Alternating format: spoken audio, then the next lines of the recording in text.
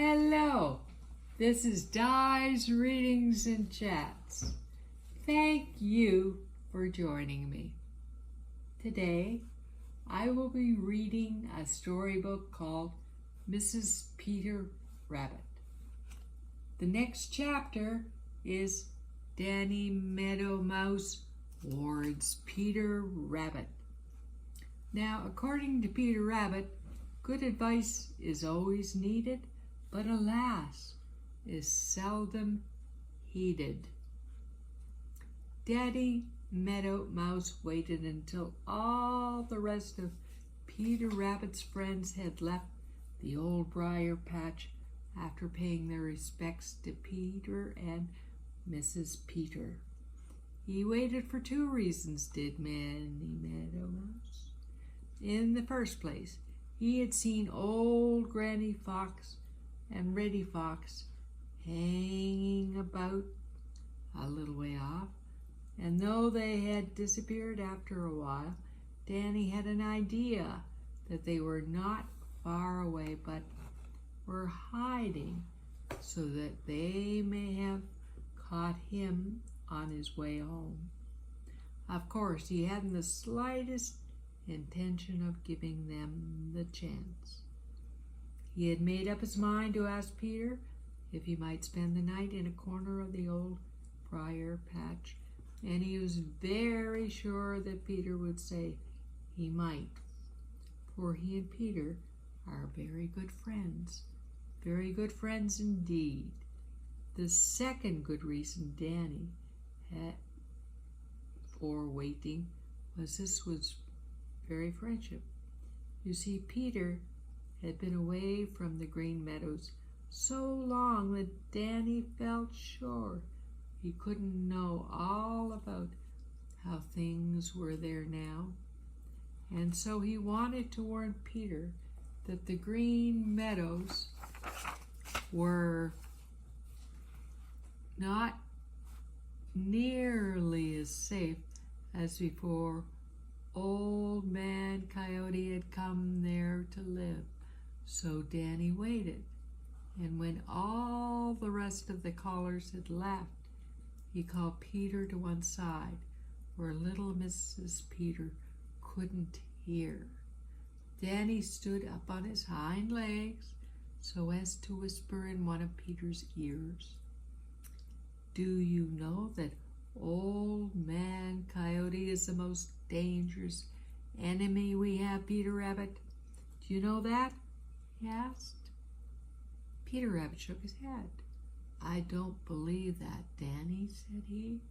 "This terrible voice has frightened you so much that you just think him as bad as he sounds.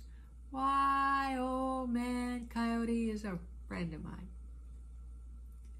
Then he told Danny how Old Man Coyote had done him a good turn in the old pasture in return for a good turn Peter had once done him, and how he said that he always paid his debts. Danny Meadow Mouse looked doubtful. "What else did he say?" he demanded. "Nothing, excepting that we were even now," replied Peter. "Ha!" said Danny Meadow Mouse. The way he said it made Peter turn to look at him sharply. "Ha!" said Danny again. "If you were even, why, you don't owe him anything now, and he doesn't owe you anything. Watch out, Peter Rabbit, watch out. I would stick pretty close to the old briar patch with Mrs. Peter if I were you. I would indeed.